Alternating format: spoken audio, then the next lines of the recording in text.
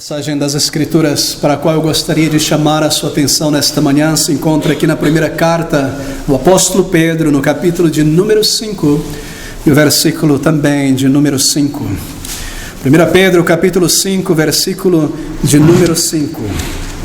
Estas palavras de Pedro pelo Espírito: semelhantemente vós, jovens, sede sujeitos aos anciãos, e sede todos sujeitos uns aos outros e revestivos de humildade, porque Deus resiste aos soberbos, mas dá graça aos humildes. O título deste sermão nesta manhã é Crucificando o Orgulho, ou Despindo-se do Orgulho.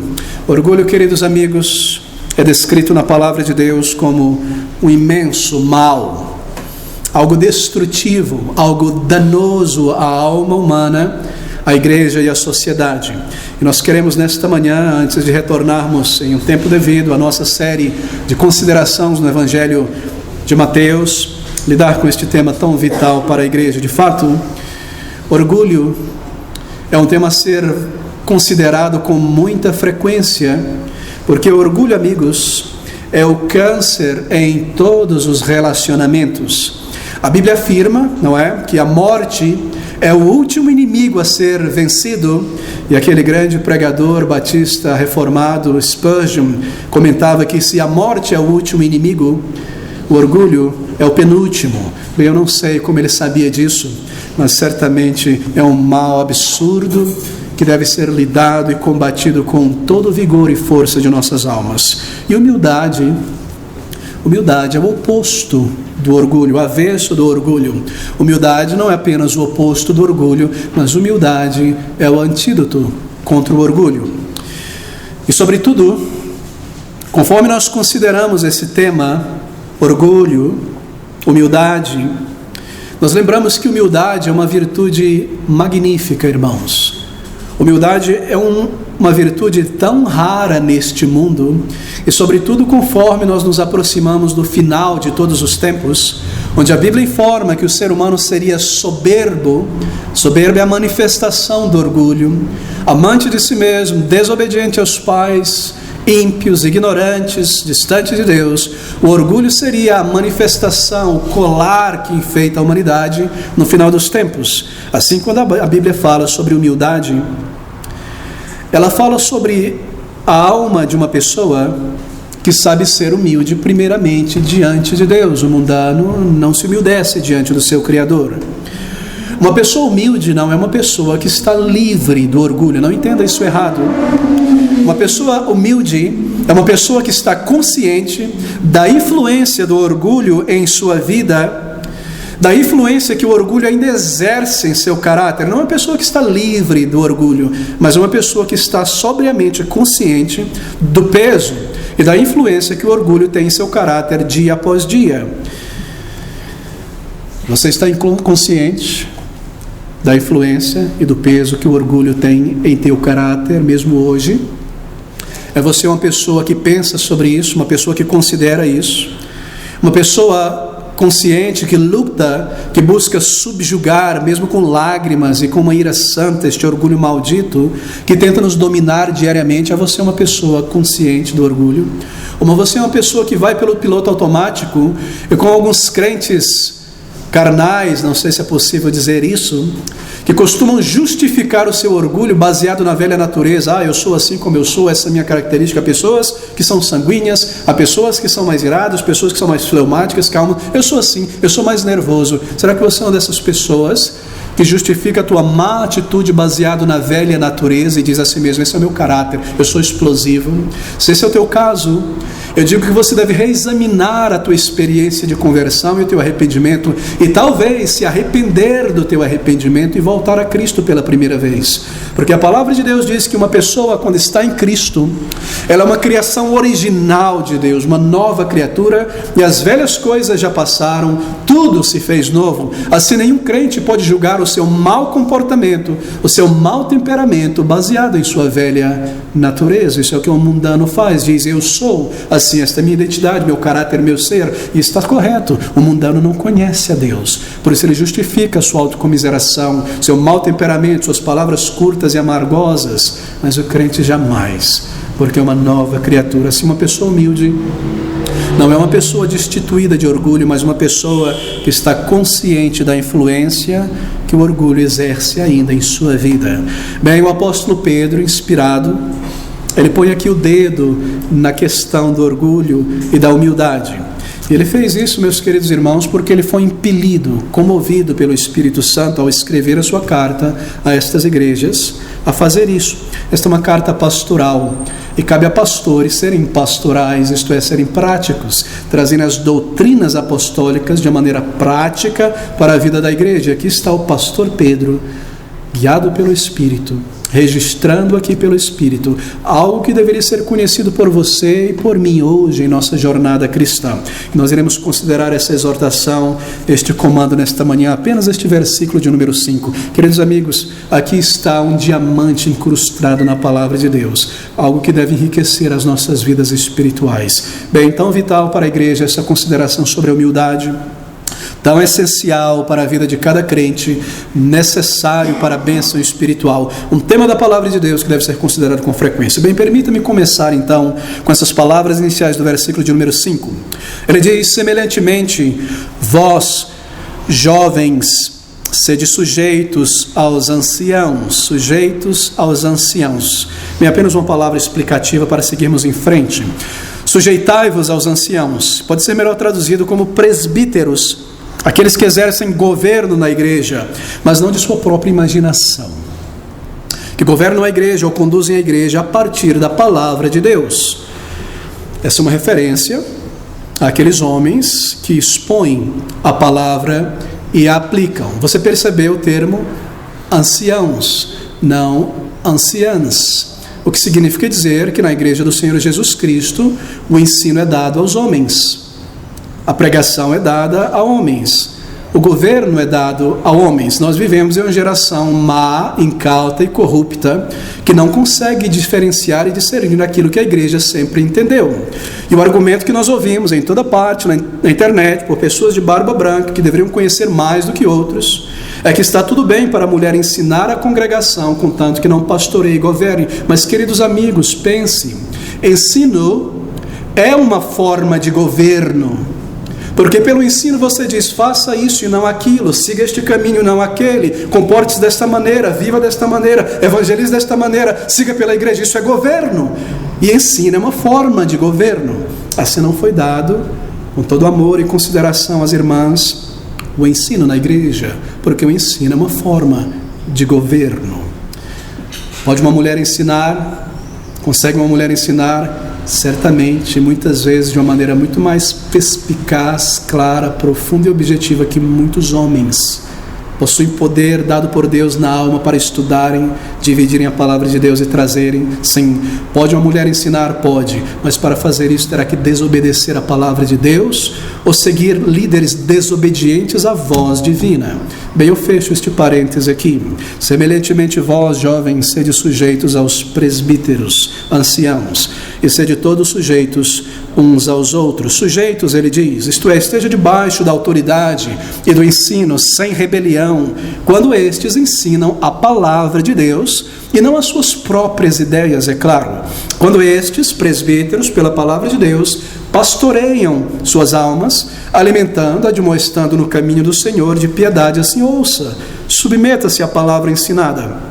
Bem, nós passaremos rapidamente sobre esse tópico porque de liderança na igreja, porque não é o nosso tema nesta manhã, para lidar então imediatamente com a próxima frase: sede todos sujeitos uns aos outros. Sujeitos, não independente uns dos outros.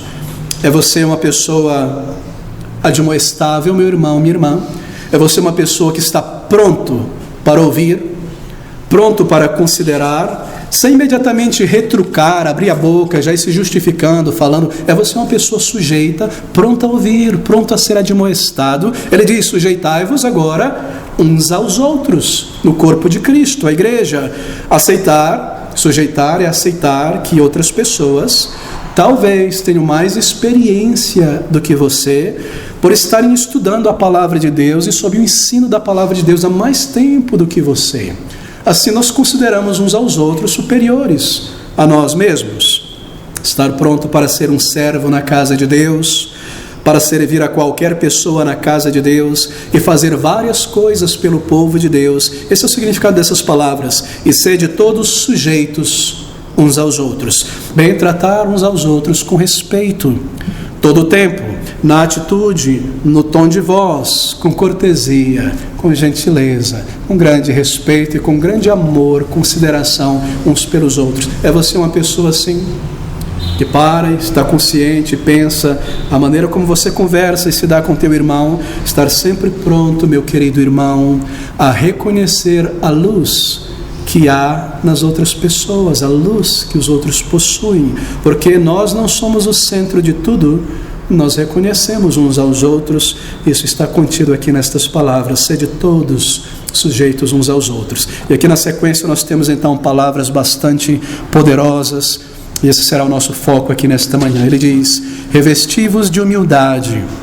Deixe-me ler todo o texto. Semelhantemente vós, jovens, sede sujeitos aos anciãos, e sede todos vós sujeitos uns aos outros. E agora, revesti-vos de humildade, porque Deus resiste aos soberbos, mas dá graça aos humildes. Graça aos humildes. Revesti-vos de humildade, uma palavra muito interessante. No grego, no original, traduzido como revestir, traz esta ideia, cobrir-se por inteiro.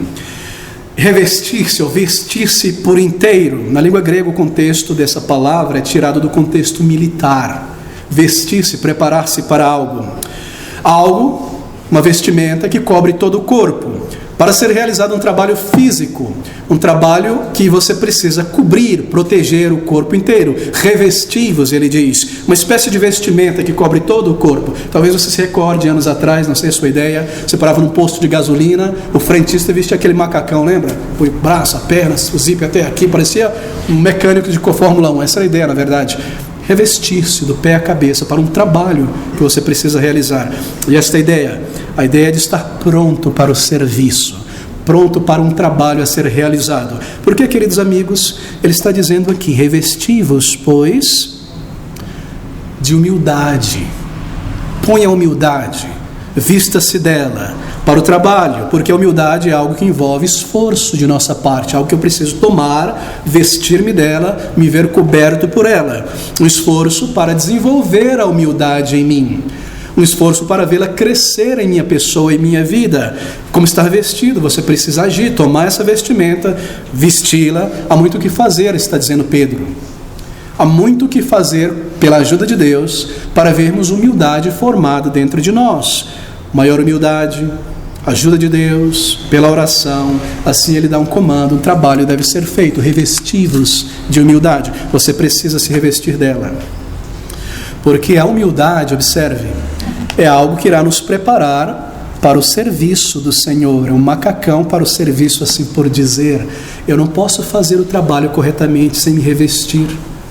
Eu irei manchar a mim mesmo e a outras pessoas. Eu preciso me vestir desta humildade. E as implicações por trás dessa atitude são muitas. Porque sem essa humildade, se eu não me visto dela, eu estou desprotegido então. E eu preciso ser protegido por inteiro contra o oposto da humildade, que é o orgulho. No serviço do Senhor, nós precisamos nos proteger de todo tipo de coisas. Do orgulho espiritual, do orgulho intelectual, que é o fermento de muitos hoje em dia reformados, o mal de nossa geração, o fermento do orgulho intelectual, e é o grande pecado de não fazer nada. Nós precisamos de humildade, porque nós temos orgulho na nossa maneira de julgar muitas vezes as coisas. do orgulho de serviço que nós fazemos para o Senhor e como nós fazemos para ser notado, assim no serviço do Senhor, nós precisamos de humildade real.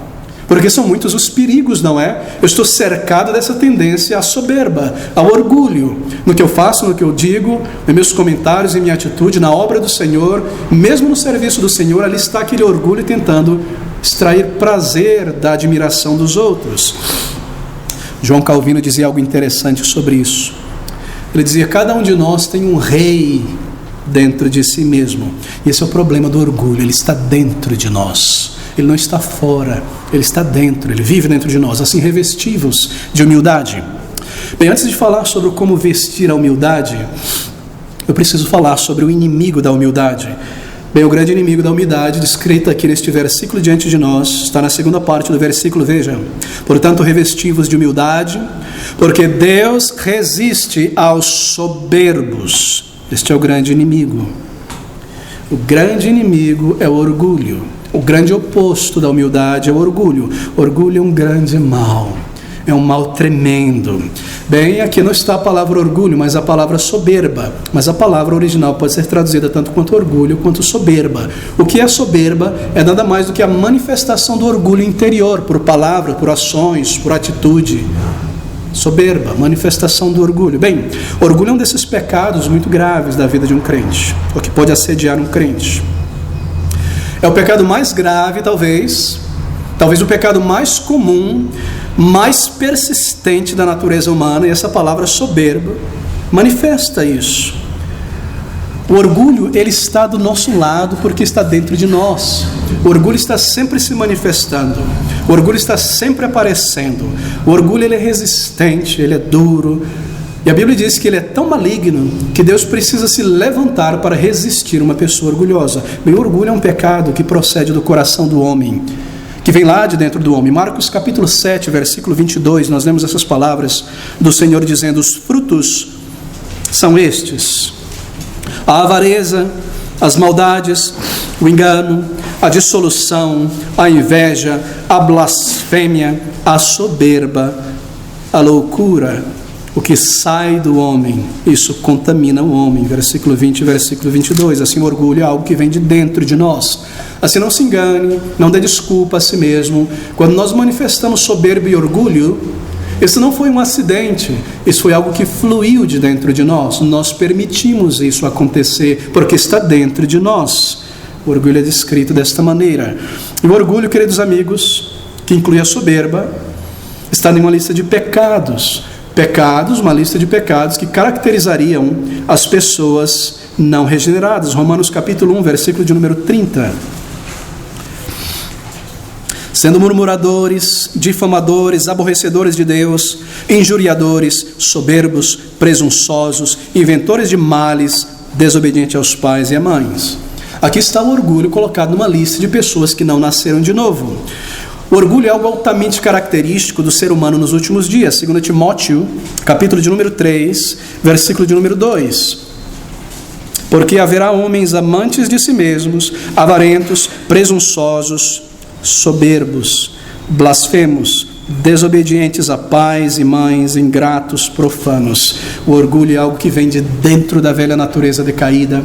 O orgulho é um pecado que está numa lista de pessoas não convertidas. E o orgulho é algo que se manifestaria de uma maneira gritante, chocante no final dos tempos. E nós vivemos nessa geração. E o orgulho já foi descrito como erva daninha. Está ali você plantando aquele jardim, está ali aquela erva que você não sabe de onde ela vem, começa a crescer, sufocar aquelas plantas. Você precisa mantê-la lá embaixo. Você precisa cortar o orgulho a cada dia. Você se sente bem, ouviu a palavra de Deus, ela tocou em teu coração, você se humilhou diante do Senhor. No dia seguinte, talvez em 5 segundos depois que você se levanta da tua oração, o orgulho começa a crescer de novo. E você precisa podá-lo com vigor e com uma violência santa, se for necessário. É como uma poeira o orgulho, não é? Você limpa aquele móvel lustrado, belo, ali naquele sábado, limpa tudo. De repente, passa algumas horas, você vê vê uma poeirinha se acumular ali, sem perceber. O orgulho começa a se formar dentro de nós, naturalmente, gradativamente. Assim, o orgulho é terrível, lentamente ele se forma na alma e você não percebe até que ele já se amontoou muito. O orgulho precisa ser checado continuamente. Você checa a sua pressão com regularidade, ou a glicose no sangue. Cheque o orgulho a cada manhã, ao final de cada dia. Como eu me comportei?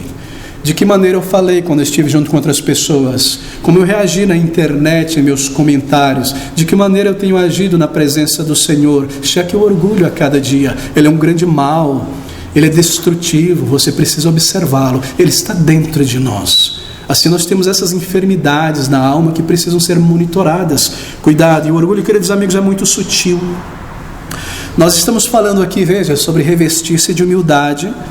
Para o quê? Para o culto, para o serviço do Senhor. Porque o orgulho, ele às vezes tenta mesmo se intrometer em nosso serviço ao nosso Deus. E o orgulho se intromete em teu zelo naquilo que você faz pelo Senhor, na obra do Senhor. Em tudo que você faz, o orgulho se intromete. E conforme você serve a Deus, conforme você testemunha do Senhor, veja, o orgulho está sempre ali na porta tentando entrar. E ele te faz se orgulhar de si mesmo, da posição que você ocupa, das coisas que você faz na igreja. O orgulho está sempre ali do lado. Oh, eu estou fazendo isso muito bem. É isso que os outros deveriam fazer. O que eu estou fazendo, e o meu orgulho de ter essa oportunidade, de poder ser notado, de poder ser visto pelas pessoas. O orgulho é algo monstruoso. Veja o orgulho como algo feio, absurdo, nocivo, gritante. Pense no orgulho como um assassino. Pense no orgulho como um pedófilo. Pense no orgulho como um traficante de órgãos. Pense no orgulho como um feiticeiro, alguém maligno. Pense em algo horrível, terrível. Esse é o orgulho. O problema da palavra orgulho em língua portuguesa é que tem uma conotação positiva, não é? Mas se nós pudéssemos dar a verdadeira feição ao orgulho, é algo absurdo, gritante, chocante e maligno. O orgulho está na raiz das contendas. Provérbios 28, versículo de número 25. Eu chamo a sua atenção rapidamente para esse texto. O orgulho está na raiz, no começo de todas as contendas. Que coisa absurda é o orgulho. Provérbios 28, versículo de número 25. Essas palavras: o orgulho de coração levanta contendas, mas o que confia no Senhor prosperará. Esta raiz das contendas. O orgulho é a raiz das respostas rápidas, grosseiras. O orgulho é o que está por trás, às vezes, das contendas que se levantam em uma igreja. Às vezes, queridos amigos, contendas se levantam dentro de uma igreja, mas de onde elas vêm? Com muita frequência, quando você para analisar e você sopra a fumaça das reclamações, você descobre ali o monstro do orgulho. Porque o orgulho não recebe admoestação. O orgulho não recebe admoestação. Você recebe admoestação. Você é uma pessoa pronta para receber uma admoestação. Você está pronto a ser admoestado quando necessário é. Como crente eu devo dizer: eu vou me vestir de humildade e aceitar a admoestação. Revesti-vos de humildade. Isso é revestir-se de humildade. O orgulho, sabe, irmãos, ele é muito opinativo. O orgulho não checa o que faz, porque o orgulho é descuidado. O orgulho pensa demais sobre a sua capacidade, mas sempre deixa as coisas incompletas, não terminadas. E nem mesmo percebe isso. Alguém precisa ir após ele, após ela, consertar os problemas. O orgulho pensa demais de sua capacidade. Ele é muito opinativo, ele é terrível. E o orgulho não aceita admoestação. O orgulho é opinativo. O orgulho não pede desculpas, não verbaliza desculpas. Na verdade, o orgulho sempre justifica a si mesmo. O orgulho tira o corpo fora. Não foi culpa de ninguém, aconteceu. O orgulho é assim, terrível. E quando o orgulho faz, ou pede uma desculpa, faz isso tão superficialmente, tão indiretamente, que acaba colocando a culpa no outro. Já percebeu pessoas assim? São pessoas que têm cultivado, massageado o orgulho por tanto tempo que se tornou parte da sua vida e não há mais controle. O orgulho é opinativo, o orgulho não pede desculpas, o orgulho não recebe admoestação. O orgulho quer ser sempre melhor do que os outros. O orgulho quer ser visto pelas outras pessoas. Eu preciso me vestir caro, eu preciso ser notado. Eu não vou fazer isso, eu vou me vestir de humildade. Revesti-vos de humildade, diz o Senhor. Eu não vou buscar ser notado, eu não vou me comportar no meio das pessoas como alguém que quer ser notado. O orgulho grita, o orgulho, ele bate portas, o orgulho mostra ira através de gestos, porque eu fui contradito, porque o meu esforço não foi reconhecido, eu não recebi o devido louvor. A humildade, queridos amigos, diz a palavra de Deus, é benigna. O orgulho não se importa de entrar em atritos e dar um mau testemunho. O orgulho, ele coloca fogo em uma cidade por causa de uma coisa mínima. O orgulho não está preocupado com o ambiente em sua volta. E assim são crentes às vezes, quando o orgulho é ferido, eles não se importam que as suas reações perturbem a comunhão dos irmãos na casa de Deus. Meu orgulho foi ferido. Conquanto que meu orgulho seja vindicado, tudo mais pode desmoronar, tudo mais pode ir por água abaixo. O orgulho é destrutivo, o orgulho é louco, e orgulho como a língua arderá no fogo do inferno, diz a palavra de Deus. O orgulho é maligno, queridos amigos, é tão horrível, é tão destrutivo, é tão nojento o orgulho. E se ele está dentro de nós, ele nos torna pessoas fétidas aos olhos de Deus. O orgulho é uma coisa absurda. Ali está Deus, o Senhor, olhando sobre nós, crentes em Jesus, pessoas lavadas, e Ele vê orgulho dentro de nós, algo sujo, algo horrível. É como um pai e uma mãe, não é? Que lavou seu filho, deu banho, pintou o cabelo, pôs talquinho, lacinho, está cheiroso, está bonito, está ali. De repente vai a criança brincar, mexer numa pocilga. Assim vê Deus, um crente que guarda o orgulho, que manifesta o orgulho em sua vida. Que coisa horrível, que coisa terrível diante de Deus nós nos tornamos. O orgulho coloca fogo em uma cidade por coisa de uma coisa mínima. É tão destrutivo, é tão louco. O orgulho, diz a Bíblia, busca o seu próprio interesse. O orgulho é cego para as necessidades dos outros. O orgulho não se importa, por exemplo, se a sua decisão errada irá afetar um marido, uma esposa, os filhos. Não, eu bato o pé, eu mantenho o meu orgulho, porque é isso que eu quero. Isso alimenta o meu orgulho, embora eu perceba que foi um erro, foi uma precipitação, eu comprei esse objeto caro, precipitadamente, vai trazer dificuldade, ou eu tomei essa decisão de ir para tal lugar errado, ou eu falei estas coisas e me envolvi nisso, e eu percebo que foi errado. Não, eu bato o pé. Eu bato o pé. O orgulho não se importa, ele busca o seu próprio interesse. É isso que eu quero, isso alimenta o meu orgulho. O orgulho não volta atrás no erro, o orgulho não volta atrás no julgamento. Queridos amigos, o orgulho não volta atrás. Por quê? Porque se eu voltar atrás, as pessoas perceberão que não foi uma boa decisão que eu tomei. E se eu voltar atrás, isso mostrará que eu assumi que eu estava errado em meu julgamento. Mas eu sou muito orgulhoso para baixar a Cristo e voltar atrás. Eu prefiro ficar onde eu estou. Embora as outras pessoas sejam prejudicadas, a igreja seja prejudicada, a obra seja prejudicada, a minha família seja prejudicada, eu perca bênçãos do Senhor, eu tenho que manter o meu ídolo no altar, ele está caído, eu vou manter aqui. Esse orgulho que eu tanto amo e mantenho, não importa que as outras pessoas sintam. O orgulho não volta atrás em um erro, o orgulho não se humildece. O orgulho murmura, o orgulho reclama quando algo é ferido, quando o ego, é ferido, o orgulho reclama demais. E quando o ego é ferido no orgulhoso, essa pessoa anda em círculos de autocomiseração. E minutos vão passar, horas vão passar e dias vão passar nessa minha comiseração. Vou ficar mastigando esse negócio dentro de mim, porque o meu ego foi ferido. Eu vou gastar horas contemplando o fato de que ele não deveria ter feito isso, ela não deveria ter falado aquilo, isso não deveria ter sido feito. Autocomiseração, murmuração na mente, tudo parte do orgulho. Porque eu sou tão especial e maravilhoso, e essas coisas não deveriam ter acontecido comigo. O orgulho é autossuficiente. Ele não consegue depender de ninguém para receber auxílio. Eu vivo do meu jeito, eu faço do meu jeito, mas por quê? Por que você não aceita ajuda? Por que você não aceita auxílio? Por que não? Você, obviamente, está numa situação que precisa de auxílio, e aqui está uma maneira de te auxiliar. Não, orgulho é autossuficiente.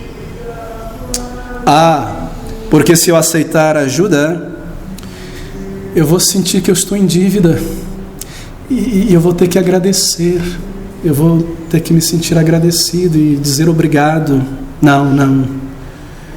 Eu não quero me sentir dependente de ninguém e ter que agradecer. Orgulho é autossuficiente. Orgulho é chocante. Amigos, orgulho tem que receber agradecimento e louvor em tudo.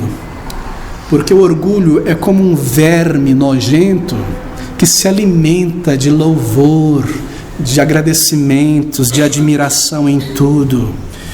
O orgulho se alimenta dessas coisas. Eu preciso dos meus agradecimentos, das minhas admirações, para me sentir bem comigo mesmo, senão eu estou lá embaixo. Senão eu me sinto que não vale a pena o que eu estou fazendo, se não me agradecerem. O orgulho precisa se alimentar disso, ele consome isso. Esse é o seu alimento, não é? Eu preciso de admiração. Eu estou numa situação simples, mas eu vou dar um jeito de virar essa situação para que eu esteja no centro, na atenção, no meio. Eu conduzo as coisas, eu falo mais, as pessoas me ouçam, eu fico olhando de lado no olho para ver se as pessoas estão me admirando. Eu estou sugando este alimento como um verme. Esse é o orgulho, ele é maligno, ele é grosseiro, ele é horrível. O orgulhoso é cego, ele não percebe. Todo mundo vê a sua tolice, o seu orgulho. Só ele não vê, só ela não vê. O orgulho é tão chocante, meus queridos amigos, que cega a pessoa diante de Deus e diante dos homens. Todo mundo vê, que pessoa inadequada, que pessoa querendo ser uma grandeza, não consegue falar nada sério, fazer nada sério, deixa as coisas pelo meio do caminho. O orgulho é incrível. É como disse Calvino, todos nós temos um rei dentro de nós. O orgulho é tão cegante, se eu posso colocar nesses termos. Ele é maligno. E, queridos amigos, o orgulho é tão sutil. O orgulho é como um vírus ou uma bactéria resistente. Está em você, você não sente nada. Não parece manifestar os sintomas de uma doença específica. O que o orgulho faz, na verdade, por isso que ele é nocivo, é atacar o teu sistema imunológico, assim por dizer. Te torna uma pessoa fraca. E aí qualquer gripezinha te derruba. Qualquer contradiçãozinha te faz explodir. Ou eu me entrego à minha autocomiseração, vou passar dias remoendo isso aqui. Porque alguém não me admirou, alguém me contradisse, me cortou na minha ladainha sem fim. Alguma coisa aconteceu, eu estou fraquinho. E os meus músculos espirituais não conseguem me dominar e eu explodo. Eu me entrego à autocomiseração, eu não falo, eu não como, eu não converso. Eu fico ali com um bico de tartaruga. O orgulho é assim, ele é patético. Ele não torna pessoas estranhas, dignas de risada. O orgulho é tão nocivo, tão sutil. Assim, queridos amigos, você dá lugar ao orgulho em teu coração, ele começa a se alastrar sem você perceber. E quando a velha natureza tem uma oportunidade, alguém me contradiz, então eu levanto a voz, eu me exalto, eu boicoto a igreja, eu viro as costas, eu deixo as coisas sem acabar, eu manifesto o meu orgulho. Eu viro as costas para o povo de Deus, desapareço do culto ao Senhor, boicoto o serviço do Senhor. Não importa, o importante é o meu orgulho. Às vezes, isso é tão interessante observar, tão triste e curioso, eu tenho observado isso ao longo dos anos. O orgulho afeta o nosso estado de espírito. O orgulho é muito estranho, ele tem poder.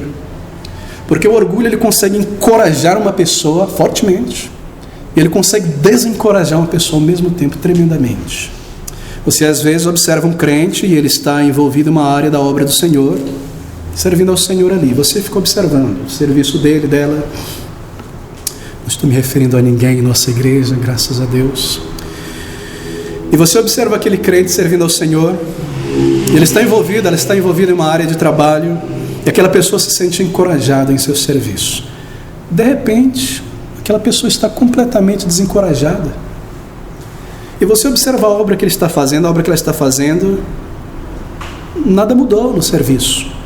Tudo permanece, os equipamentos estão ali, o trabalho, o dia, o clima, a saúde, está tudo ali no mesmo lugar, nada mudou. Não houve um acidente, não houve um impedimento. Foi ele quem mudou. Foi ela quem mudou e passou a fazer as coisas pela metade. Então você começa a observar as causas dessas inconsistências, encorajamento e desencorajamento, e descobre que há orgulho operando ali. Era o orgulho que estava encorajando aquela pessoa e também desencorajando. De que maneira?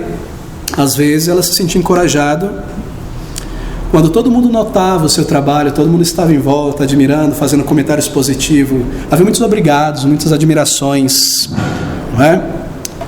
Mas quando os obrigados, os olhares de atenção desaparecerem, as pessoas não estão me ouvindo muito tempo, eu começo a fazer as coisas pela metade, desencorajado. Eu não estou tendo tanto prazer, meu orgulho não está sendo alimentado aqui. Você percebe como o orgulho, ele te encoraja e desencoraja. Ele é tão maligno, ele é tão chocante. Oh, amigos, às vezes penso que se nós fôssemos realmente honestos, nós teríamos que admitir que às vezes muito de nosso encorajamento e desencorajamento é devido mais aos nossos sentimentos pessoais sobre nós mesmos do que com o estado da obra que nós estamos fazendo, se ela está indo bem ou mal. O orgulho é algo tão horrível, nos desarma, nos enfraquece. E o orgulho é perigoso, queridos irmãos. Ninguém está livre dele. Ele deve ser monitorado. Às vezes, uma pessoa, ela foi ferida. Observe isso. Mas ela não percebe que, em grande parte, o que foi ferido, na verdade, foi o orgulho, e não ela apenas. Consegue diferenciar essas duas pessoas, assim por dizer, essas duas entidades? Às vezes uma pessoa foi ferida, mas não percebe que em grande parte foi o orgulho. É ferida de orgulho. Não é uma ferida causada por um problema real, talvez. Será que nós identificamos essa diferença? O problema, a situação, já ficou para trás, já acabou, já passou. Algo que pode ser relevado, deixado de lado, esquecido, deixado para trás. Mas a ferida do orgulho continua comigo hoje. Se eu não consigo diferenciar estas coisas como um crente e desassociar entre a parte que eu fui realmente afetado em um problema e a parte em mim maior, que é o meu orgulho ferido, então eu não consigo ver qual é qual. Porque o meu orgulho foi tão ferido que eu não consigo desassociar o meu orgulho do problema. E em minha mente, eu vou tentar dar a questão ao problema. Em minha mente eu vou ficar ali pensando e raciocinando, e eu vou tentar dar àquela questão, àquele problema, um status de gravidade para que o meu orgulho se sinta justificado em ser ferido, não é? Eu vou olhar para a situação que poderia ter deixado para trás, passou uma faísca, alguma coisa, e eu vou ficar ali no meu carro, na minha cama, no meu trabalho, tentando criar um status de gravidade naquela coisa para justificar o meu orgulho. Eu estou justificado em ficar me alimentando disso. E agora eu posso boicotar, manifestar este orgulho em forma de soberba, para que meu orgulho ferido se sinta justificado. Então, a melhor coisa, meu querido, a fazer quando você não consegue diferenciar estas coisas, é engolir o orgulho diante de Deus e mortificar este monstro, porque ele causará mal a você e a todos em volta a longo termo. Você não perde nada em se manter humilde. Mas que tragédia, que atritos, que amarguras, que maus sentimentos podem ser causados quando nós falamos ou tomamos uma decisão, uma atitude como resultado de um orgulho ferido. Meu querido irmão, tome cuidado para não falar, para não agir quando o orgulho foi tocado. Tiago capítulo 1, versículo de número 19 nos dá o precedente para isso. Abra comigo em Tiago, capítulo 1, poucas páginas para trás, versículo de número 19. Portanto, meus amados irmãos, todo homem seja pronto para ouvir, tardio para falar, tardio para se irar, porque a ira do homem não opera a justiça de Deus, muito menos quando esta ira é o resultado do orgulho ferido. Esse é um tema, queridos irmãos, tão desgostoso, tão negativo. Eu não me sinto bem nesta manhã estar lidando com isso. É triste o orgulho, não é? Mas deixe-me tentar ser um pouco mais positivo nesta manhã, porque há conselhos aqui na palavra de Deus para vencermos o orgulho. O que fazer então para demolir o orgulho e me vestir de humildade no interior? 1 Pedro 5, versículo de número 5, segunda parte. E revesti-vos de humildade, Porque Deus resiste aos soberbos, mas dá graça aos humildes. Bem, primeiro você deve perceber, isso é importante, que é possível avançar em humildade sim. Porque aqui está um comando: revesti-vos. Isso é algo possível. A palavra de Deus não está falando aqui em poesia. Se a Bíblia dá um comando, é porque é possível para nós, independência de Deus, melhorarmos em humildade, vermos esse fruto em nós. É difícil, não é? Envolve às vezes lágrimas, tristeza, parece que eu não consigo parar com isso, de agir dessa maneira, mas você depende do Senhor, você confia nele, se humilha debaixo da poderosa mão do Senhor, de repente você vê esses frutos do Espírito sendo formado em você. Então esteja consciente disso. Todos nós podemos aumentar grandemente em humildade, em sinceridade diante de Deus. Deixe-me sugerir para as suas notas algumas maneiras. Bem, primeiramente, humildade pensa menos sobre si mesmo e mais sobre os outros. Filipenses capítulo 2, versículo de número 3 ao versículo de número 7, nós temos uma palavra aqui. Filipenses capítulo 2, versículos 3 ao versículo de número 4, na verdade. Nada façais por contendas ou por vanglória, mas por humildade, cada um considere os outros superiores a si mesmo. Não atente cada um para o que é propriamente seu, mas cada qual também para o que é dos outros. Humildade pensa menos sobre si mesmo e mais sobre os outros. Como eu posso melhorar então em humildade, como um crente em Jesus Cristo? Bem, se eu me encontro pensando demasiadamente em mim mesmo, minhas preocupações, algo que aconteceu comigo, algo que pode acontecer, sentindo pena de mim mesmo, bem, eu preciso orar a Deus. Eu preciso desligar esses pensamentos. Parece racional, não, é racional, você faz isso. Você toma as rédeas do pensamento e desliga esse pensamento e ora ao Senhor. E comece a pensar, como eu posso auxiliar alguém? Humildade pensa menos em si mesmo. Assim você se veste de humildade e você pode fazer isso. Parar de pensar, desligar esse pensamento, orar ao Senhor e pensar em outras pessoas. Não é obviamente pensar menos sobre você e muito menos sobre os outros. Isso seria um desastre. Menos sobre mim, mais sobre os outros. Pense menos sobre você, mais sobre os outros. Agora, querido irmão, porque o orgulho é algo tão malicioso e terrível, não é pensar sobre o que os outros estão pensando sobre você, mas é pensar sobre o que eu posso fazer para os outros, como eu posso ajudar, como eu posso orar. Não é terrível orgulho? Aqui estou eu entendo esse princípio, eu vou parar de pensar em mim mesmo, minha pessoa, meu ser, meu corpo, eu vou pensar nos outros. O que eles estão pensando de mim? É tão absurdo o orgulho. Vestir-se de humildade, desligue esse pensamento, ore ao Senhor, pense sobre as necessidades de outras pessoas. Assim você se veste de humildade. Como eu posso ser de algum auxílio para a necessidade de alguém? Ligar para alguém, encorajar alguém. Aqui está uma segunda sugestão. Humildade está pronto a fazer qualquer coisa para o Senhor. Qualquer coisa. Humildade não dá um passo atrás dizendo: isso eu não faço. Isso eu não vou fazer na igreja. Isso está debaixo de mim. Isso é irrazoável. Se as pessoas me verem fazendo essa coisa prática aqui, não sei, trocando a torneira, pondo um azulejo, pintando uma parede, levando um saco de lixo para a rua, o que elas vão pensar de mim? Que eu só sirvo para trabalho manual. Eu não vou fazer isso não. Eu prefiro um serviço em que eu manifeste o meu intelecto e que eu possa ser visto falando como eu faço assim, assim. Não, isso não vou fazer, isso não aceito. No final das coisas, quem faz trabalho simples é pessoa simples. Não, isso eu não quero. Mas se algo é necessário na obra do Senhor, a humildade está pronta a fazer qualquer coisa. Lá vem o pastor me pedindo para fazer esse negócio prático aqui. Eu faço tanto disso. Que coisa terrível o orgulho. Humildade está pronta a fazer qualquer coisa na obra do Senhor. Em terceiro lugar, humildade está sempre pronta a fazer o melhor. Veja a sua fraqueza. Humildade diz: eu preciso fazer isso melhor. Eu não tenho feito isso de um modo digno do meu Deus. Eu tenho decaído em minha postura, em meu serviço para o meu Deus. Eu estou tomando atalhos, fazendo as coisas pela metade, deixando por último minuto. Não, humildade sempre busca melhorar. Humildade sempre busca melhorar nos relacionamentos uns com os outros. Assim você fortalece a humildade quando você se determina a fazer um melhor esforço para fazer o melhor. Isto é vestir-se de humildade. E humildade, em quarto lugar, está pronto a não esperar por reconhecimento.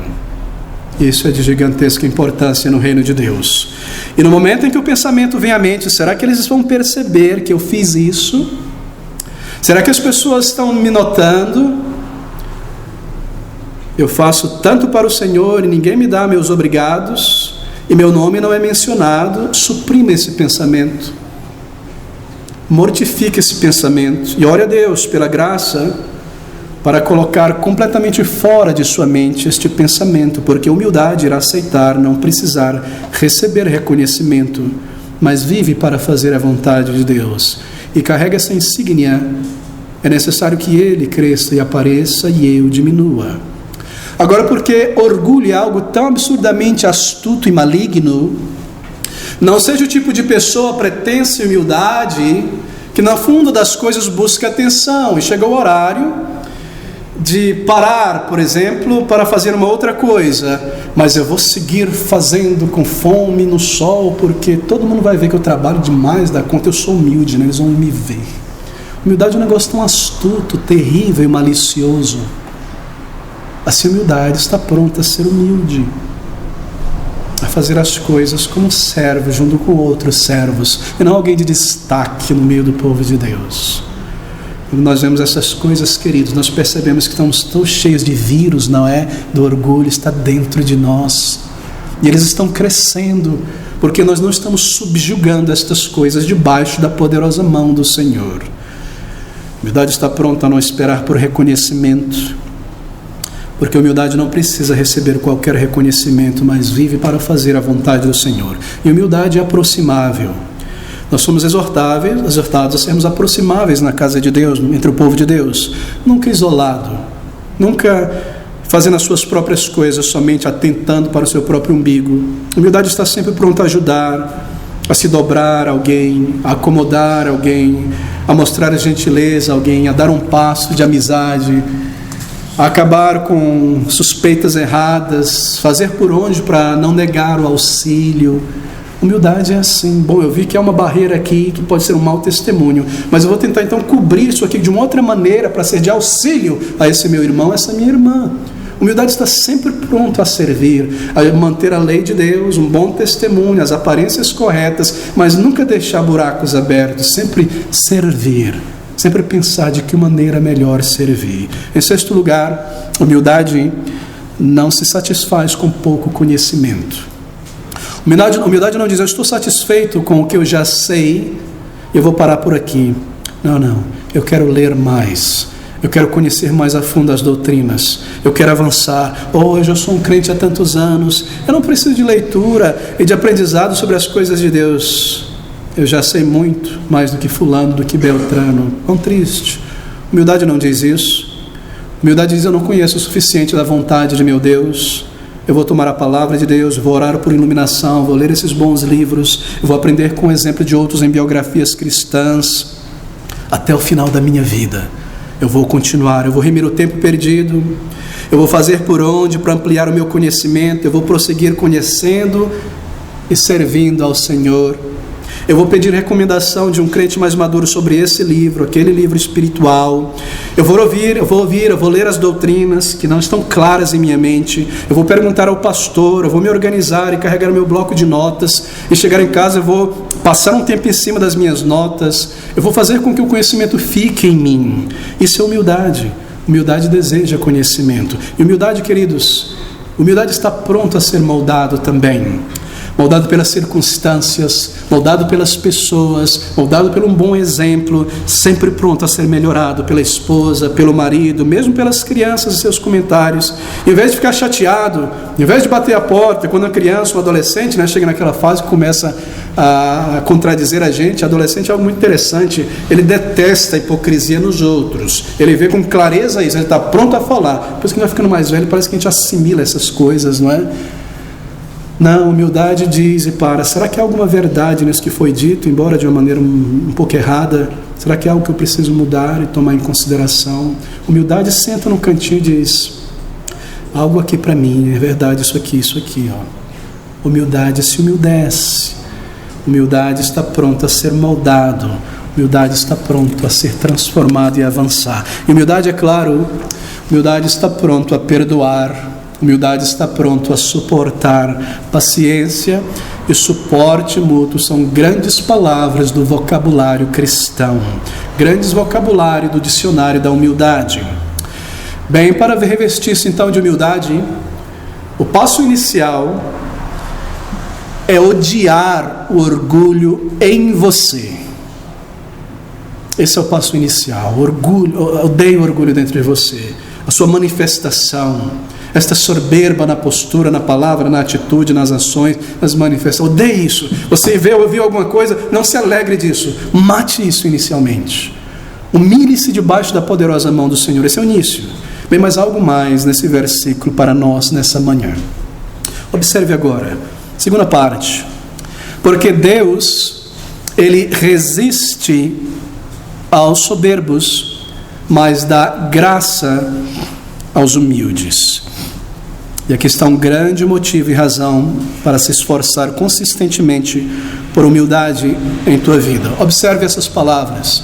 Porque Deus resiste ao soberbo, mas dá graça ao humilde. Deus resiste o orgulhoso. Você já parou para pensar sobre isso? Nós vivemos em uma geração mimada, em que crentes são mimados por pastores coaching, e nós esquecemos que o nosso Deus é um fogo consumidor ainda, sempre foi, sempre será, um Deus santo, e um Deus que julga o pecado mesmo entre o povo de Deus, um Deus que não faz acepção de pessoas que erram entre o mundo e o crente. Aquele que pecar será julgado, diz a palavra de Deus, sofrerá o dano, Colossenses capítulo 2, último versículo. Nosso Deus, Ele faz isso, e aqui está uma dessas expressões, porque Deus resiste aos soberbos e dá graça ao humilde. Deus resiste ao orgulho, não somente o não convertido, mas também o crente orgulhoso. Deus resiste, irmãos. Isso é algo solene, isso é algo grave, na verdade, que Deus possa resistir seu filho, sua filha, um crente. Sabe o que significa essa palavra resistir no original? Ela vem também do contexto militar. Deus, Ele se organiza contrariamente ao avanço do exército inimigo. Em outras palavras, Deus levanta resistência contra um crente orgulhoso em sua vida, em minha vida. É como um exército. Aqui está o general. Aquele general, ele organiza as suas tropas para resistir à vinda do exército contrário inimigo. E ele se organiza para resisti-lo e levá-lo de volta para trás e combatê-lo. Essa é a ideia por trás de resistir. Deus constrói barreiras, trincheiras diante de você, diante de mim, quando nós somos orgulhosos. E se você tenta escapar por um lado ou para o outro, ou toma uma rota diferente para justificar o teu orgulho, a basófia do orgulho, e permiti-lo em tua vida e seguir com ele, ali está Deus pronto a levantar uma barreira para te impedir de seguir em frente. Ele te cerca em toda direção, Ele impede o teu progresso, Ele impede o teu avanço na vida, porque Deus resiste o orgulhoso, mesmo o crente orgulhoso. Essa é uma palavra bastante gráfica aqui, Ele resiste. Ele faz isso contra nós, de propósito, quando nós somos orgulhosos e faltamos em humildade, seguimos com nossa postura orgulhosa. Ele nos leva, queridos amigos, essa é a ideia, a uma situação de estagnação. E nós não conseguimos rompê-la. E a consequência é que, porque eu sou orgulhoso, Deus está agora me resistindo. Faça uma análise do coração agora. Porque eu sou orgulhoso, Deus pode estar me resistindo. E verdadeiro aprendizado sobre coisas espirituais cessa. O crente não cresce mais. Deus diz: não mais aprendizado para ele, ele é orgulhoso. Não mais aprendizado para ela, ela é orgulhosa. Eu vou resisti-lo, eu vou resisti-la. Ele é orgulhoso, ela é orgulhosa. Eu não vou ensinar nada a ela, Eu não vou ensinar nada a ele quando ele ler a minha Bíblia, escrita pelo meu Espírito, eu resistirei. Eu não vou dar a ele nenhuma compreensão profunda, nenhuma luz da palavra de Deus, nem ele vai extrair qualquer coisa dos sermões, e no final do culto já vai ter esquecido tudo. Por que será que na segunda-feira nós não lembramos nem o texto, nem o título do sermão? Isso se esvai de nossa cabeça por inteiro e nós voltamos à semana, como na semana anterior e na outra semana anterior. Será porque Deus tem me resistido? Porque eu sou uma pessoa orgulhosa? Deus resiste ao orgulhoso. E é como se eu não tivesse ido à igreja, minha mente está vazia, aprendizado para ele vai chegar a um fim. Eu organizo as minhas tropas contra ela, Deus diz. Ele não mais progredirá. O culto será entediante. Eu não receberei o maná do céu. Eu preciso de alguma coisa para me distrair. Eu não consigo mais controlar os meus pensamentos. Eles estão no almoço, eles estão em casa, eles estão acolá. Eu não recebo mais essa graça do Espírito para receber alimento que irá moldar, transformar a minha vida e me fortalecer. Eu estou resistindo, diz o Senhor, este crente orgulhoso. E eu chego a tal ponto que quando eu recebo uma advertência, eu me torno cínico. Está falando comigo. Eu não conheço a sua vida. O orgulho, ele cauteriza o coração e a mente. O orgulho é terrível. E a condução espiritual da parte de Deus cessa. E você não vai receber nenhuma condução espiritual da parte de Deus. E às vezes Deus nos conduz, mesmo quando nós falhamos em buscar a condução dele, não é verdade? Deus é tão misericordioso. Ele fecha uma porta, nos impede de uma direção errada. Essa é a condescendência de Deus. Mesmo quando nós não buscamos condução, muitas vezes Ele nos conduz. Mas agora este meu filho não irá receber nenhuma condução. Ele é orgulhoso, ele persiste em seu orgulho, em sua soberba. E instrumentalidade, queridos irmãos, Deus te abençoa usando você e eu como instrumento nas mãos de Deus, nos testemunhos, não é? Na obra do Senhor ao longo da semana. Não mais instrumentalidade. Ele é orgulhoso, ela é orgulhosa, ele não muda, está só piorando. Os meses passam, eu estou só piorando. E você vai ficar aí martelando, sem fruto, sem instrumentalidade. Sabe o que vai acontecer? Isso é tiro e queda. Eu vou tentar testemunhar, e aquelas pessoas, em vez de pararem e me ouvir, elas vão se irritar comigo, porque eu sou soberbo, a minha palavra não flui o aroma de Cristo mais, Deus está me resistindo. Eu vou criar problema para mim mesmo ao tentar testemunhar, porque eu quero falar do amor de Cristo, da verdade de Cristo, quando eu vivo em hipocrisia e em orgulho. Deus vai me resistir. E eu tento comunicar a verdade, parece que minha mente está vazia, os versículos não vêm. Eu não consigo organizar o meu silogismo e as minhas palavras, eu estou travado aqui. E a pessoa vem quase me clamando, me fala de Cristo. E eu não estou com vergonha, eu estou tímido. Deus me resiste, porque eu sou orgulhoso. E mesmo o teu autocontrole e aquelas coisas que Ele te ajudam em teu caráter a vencer e a melhorar contra um temperamento ruim, contra a autocomiseração, contra a ansiedade, Ele vai parar. E você se vê perdendo a paciência facilmente, reagindo explosivamente, ou autocomiseração, e falando coisas erradas e pensando coisas malignas e odiosas contra outras pessoas. Porque aquele autocontrole foi parte da graça de Deus e da ajuda do Espírito dado a você e a mim. Você não tinha isso antes da conversão, não é? Eu não tinha. Isso foi dado na conversão. E Deus agora te faz parar de desfrutar de todas as graças cristãs, e um senso de paz e de alegria aos poucos vai sendo removido, porque isso é uma dádiva de Deus. Deus se organiza para resistir o orgulhoso, e haverá muitos tropeços na vida, e essas são palavras sérias. Deus resiste ao orgulhoso. Será que quando nós lemos isso, imediatamente o nosso pensamento vai para o orgulhoso lá? Deus resiste o orgulhoso, olha, orgulhoso.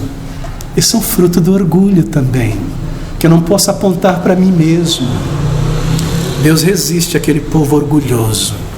Quão triste é o orgulho que não nos permite aplicar a palavra de Deus a nós mesmos. Queridos amigos, submeta-se a Deus. Baixe a Cristo diante de Cristo. Humilhe-se debaixo da poderosa mão do Senhor. Versículo seguinte, ele diz exatamente isso: humilhai-vos, pois, debaixo da potente mão de Deus, para que a seu tempo vos exalte, isto é, vos levante desse estado. Deus resiste ao soberbo, orgulhoso no coração e no pensamento, mas Ele dá graça ao humilde. Qual a esperança de uma pessoa tem para vencer uma disputa com Deus? Deus está me resistindo. Ele é meu Pai Celestial. Ele é, mas Ele está me resistindo agora. Qual é a esperança que um indivíduo, um crente tem de vencer uma disputa com Deus? Se eu me levanto para resistir a Deus e me opor à vontade dEle, e seguir fazendo as minhas coisas do meu jeito, e manter este ídolo do orgulho em seu altar, em vez de derrubá-lo, contrário à vontade de Deus, qual é a esperança para mim? O último indivíduo, se eu posso pôr nesses termos, pessoalidade, o último indivíduo, a última pessoa que você deseja ter neste universo, resistindo e impedindo o teu caminho ao teu próprio Criador. Deus resiste ao orgulhoso. Queridos amigos, a maior de todas as coisas que um crente deve almejar e desejar em oração diariamente é a graça de Deus em tua vida diária. Nós somos salvos pela graça e nós também vivemos pela graça de Deus. Agora, a graça não é algo que você possui por mérito. Não é algo que você pode adquirir por mérito. A única maneira de você e eu termos graça para a vida diária, para levantar e seguir, é quando Deus nos dá, envia diariamente este maná, esta graça. É uma dádiva, você não consegue comprá-la, produzi-la. Graça não é o que você recebe lendo um livro de doutrina, uma biografia cristã, não. Graça é algo que vem da mão de Deus, diretamente sobre nós. Mas se você resiste a Deus e a palavra e mantém o orgulho, e se enverada pelo teu próprio caminho de orgulho, você não terá graça da parte de Deus. Você não terá graça para a vida diária. Observe, porque Deus dá graça ao humilde, mas Deus dá graça ao humilde. Está aqui, Ele dispensa, Ele dá diariamente. Sem graça eu não consigo resistir ao pecado. Ele fica em minha mente, ele volta, ele volta, ele volta, ele volta, eu não venço, eu sigo em frente pecando. Deus dá graça. Você quer mais graça de Deus? Tente um pouco de humildade. Você quer mais graça para crescer, mais graça para vencer a velha natureza, graça para ser guiado por Deus naquela avenida da vida, graça para alegria, graça para paz, graça para suportar este mundo mal, graça para evangelizar, graça para ter prazer e alegria na vida cristã através das dificuldades, graça para atravessar uma enfermidade difícil, um momento desafiador. Tente um pouco de humildade, porque Deus dá graça ao humilde, mas resiste essa graça do orgulhoso. Você quer menos resistência de Deus? Se livre hoje desse orgulho amado e cultivado, que você acaricia, nutre e preserva o tempo todo. Comece a monitorar. Observe de que maneira ele se manifesta. Será que esse meu orgulho se manifesta na minha oração? Será que ele se manifesta na minha vestimenta? Será que ele se manifesta na minha postura entre os irmãos? Será que ele me manifesta em casa, no trabalho? De que maneira ele me engana? Que força ele tomou em mim? Se livre hoje desse orgulho, meu querido irmão. Quanto mais você se humildece diante de Deus, mais graça você e eu recebemos, porque Deus resiste ao orgulhoso. Agora veja isso. Mas dá graça ao humilde. Você percebeu algo profundo aqui? Observe de novo, está bem aí. Porque Deus resiste ao orgulhoso, mas dá graça ao humilde. É somente pela ajuda de Deus que nós melhoramos em humildade quando nós baixamos a Cristo, não é? É somente pela ajuda de Deus. Então Ele nos ajuda a melhorar quando nós buscamos. E sabe o que Ele faz quando nós melhoramos? Ele nos dá um prêmio por isso. Você percebeu? Ele dá graça ao humilde. Ele mesmo me ajuda, eu não tenho isso em mim, força. Ele me dá graça para a humildade, Ele me ajuda a melhorar, a subjugar esse orgulho maligno. E depois que Ele vê o resultado da obra nele, Ele mesmo me premia com graça. Deus é tão bom, tão maravilhoso, tão gracioso. É Ele quem cumpre em nós estas coisas, e depois de vê-las em nós, Ele nos dá um prêmio: graça. Humildade atrai mais graça. Isso é um princípio maravilhoso. Tudo a respeito da humildade é gracioso. Humildade atrai mais graça. Deus dá graça ao humilde. É como aquele provérbio que diz, né? Dinheiro faz mais dinheiro. Humildade produz mais humildade, mais graça. Parece ser um princípio aqui neste versículo. Ele dá graça ao humilde. Em outras palavras, você trabalha nessa área da humildade, reveste-se, trabalha nessa área. Deus te dará mais ajuda em tua vida espiritual. Deus te dará mais poderes sobre o teu pecado. Deus te dará mais resposta às tuas orações. Isso é graça. Resposta à oração, poder pelo pecado. Não é uma energia estranha que vem. Isso é graça. Deus dá graça, poder sobre o pecado. Mais respostas às tuas orações. Ele dá graça ao humilde. Assim a humildade conduz a bênçãos maiores. Ele te dará favores. Talvez coisas que você não estava buscando, Ele te dará. Deixa eu explicar algo, e você deve ter percebido isso. Muitas das bênçãos que nós oramos por muitos meses, às vezes anos, se você for um crente que observa a tua vida, você terá percebido que muitas das bênçãos pelas quais nós oramos por muitos meses, às vezes por muitos anos, elas vieram depois de um momento que nós nos humilhamos debaixo da poderosa mão de Deus quanto a algum orgulho persistente de muito tempo. Analise, observe. Eu tenho orado por algo aqui, tem nada a ver com o meu problema do orgulho. Clamado e orado e chorado e pedido, um ano vai passando, o outro, e parece que não vem, e há orgulho dentro de mim ali, em muitas áreas. Até um dia que eu ouço a palavra, não tem nada a ver com aquilo, eu não consigo ver a relação. Eu vejo o meu problema, eu me humilho debaixo da mão do Senhor. Deus não me dá graça para vencer o orgulho. E sabe o que acontece? Ele responde aquela oração lá. Será que foi depois de um momento em que você se humilhou por causa de um orgulho feio, horrível, em uma área da vida, que ele ouviu uma oração que não tem qualquer coisa a ver com isso aqui e respondeu? Tenho certeza disso, porque Deus dá graça ao humilde. Eu tenho orado por um amigo para a vida. Eu tenho orado, ele não aparece. No momento que eu baixar a crista diante de Cristo, eu me humilhar por causa desse orgulho, quem sabe Ele não responde. Tenho eu clamado pela salvação de alguém por anos. Deus dá graça ao humilde, respostas de oração, paz, unidade na família. Eu oro por isso, eu preciso disso, mas estou aqui, sendo resistido por Deus, porque eu resisto a Ele. Mas Deus dá graça ao humilde. Essa é a sabedoria que vem do alto.